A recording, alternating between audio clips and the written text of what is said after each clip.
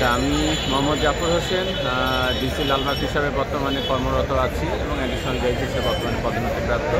তার পূর্বে আমি এখানে ডিসি প্রসিকিউশন হিসাবে কর্মরত ছিলাম।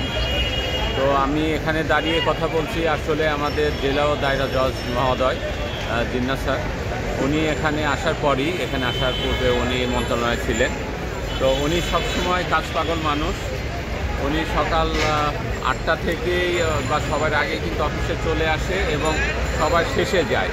তো আমি যে এখানে বললাম যে আমি ডিসি প্রসিকিউশন ছিলাম, এখানে কিন্তু 3 বছর ছিলাম। এখানে যেখানে দাঁড়িয়ে কথা বলছি এটা কিন্তু এত সুন্দর সবুজ, এত বনায়ন, এই বিথিতলে কিন্তু কথা বলার মতো অবস্থা ছিল না।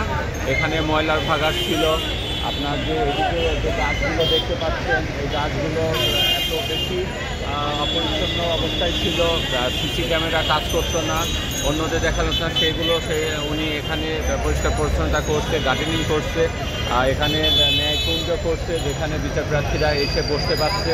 বঙ্গবন্ধু চত্বর উনি উদ্বোধন করছেন, বঙ্গবন্ধুর মোরাল উনি এখানে করতেছেন। আর সবচেয়ে বড় কথা যে আমাদের হলো এই কোর্ট চত্বরের একটা চ্যালেঞ্জ ছিল হকার মুক্ত করা, ধূমপান মুক্ত করা। সেই কাজটা ওনাকে সাথে নিয়ে আমরা হলো Lalbagh division, prosecution division, CMM, CGM এবং ডিস্ট্রিক্ট জাজ, মহানগর দায়রা জজ মহোদয় সহ সবাই আমরা সেটা নিশ্চিত করতে পারছি, ধূমপান মুক্ত করতে পারছি। এবং সেবামূলক একটা কোর্ট চত্বর এটা করার জন্য উনি সার্বক্ষণিক কাজ করে যাচ্ছে। ইতিমধ্যে বঙ্গবন্ধু জাদুঘর উনি এখানে করার উদ্যোগ নিয়েছেন, সেটাও উদ্বোধন হবে।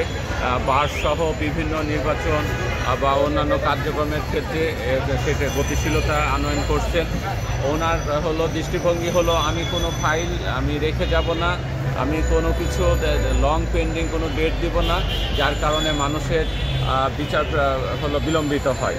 তো উনি একজন গতিশীল মানুষ এবং উনি শুধু এখানে জেলা দায়রা জজ হলো বিচারক হিসাবে কর্মরত না, উনি জুডিশিয়াল সার্ভিস যে আছে অ্যাসোসিয়েশন, উনি সেখানেও নেতৃত্ব দিচ্ছেন। সেখানেও উনি দক্ষতার সাথে জুডিশিয়াল সার্ভিসে যারা আছেন তাদের কল্যাণে কাজ করে যাচ্ছেন।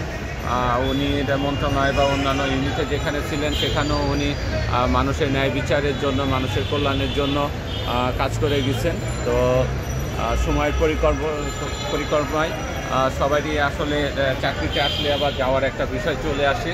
তা উনি পিআরএলে যাবেন, আবার অন্য কোনো পদে অন্য কোনো জায়গায় থেকে উনি যেহেতু উনি মুক্তিযুদ্ধের চেতনা ধারণ করেন, বঙ্গবন্ধুর আদর্শকে উনি লালন করেন, এই জন্য সার্বক্ষণিক ওনার মনের মধ্যে মানুষের জন্য কাজ করার যে একটা তাড়না রয়েছে, নূতন জায়গায় উনি আবার নূতন সুযোগ নিয়ে সেই লক্ষ্যে মাননীয় প্রধানমন্ত্রীর স্মার্ট বাংলাদেশ গড়ার যে প্রত্যয়, সেখানে তিনি ভূমিকা রাখবেন বলে আমি প্রত্যাশা করি এবং নিশ্চয় মাননীয় প্রধানমন্ত্রী এবং যারা সংশ্লিষ্ট আছে তারা স্যারের এই অবদানকে স্বীকৃতি দিবেন, দিয়ে আবার অন্য কোথাও নতুন করে কাজের সুযোগ করে দিবেন বলে সেই প্রত্যাশা রেখে স্যারের সুস্বাস্থ্য কামনা করি স্যারের পরিবারের জন্য এবং স্যারের সমস্ত স্টাফ এবং ভালো কাজের জন্য আবারও শুভকামনা জানাচ্ছি। ধন্যবাদ আপনাকে।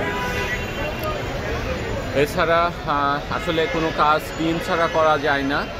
তো স্যারের যে সমস্ত উদ্যোগ নিছেন সেক্ষেত্রে স্যারের সাথে যারা নেচারত বা নাজির হলো যারা আছেন বা অন্যান্য প্রশাসনিক যারা আছেন সবাই টিম হিসাবে অক্লান্ত পরিশ্রম করছেন, তদারকি করছেন বলেই হলো এটা সম্ভব হয়েছে। তো সেই হিসাবে আমি জেলা দায়রা জজ অ্যাডমিনিস্ট্রেশনের যারা আছেন এনডিসি সহ সবাইকে আমি ধন্যবাদ জানাচ্ছি। ধন্যবাদ।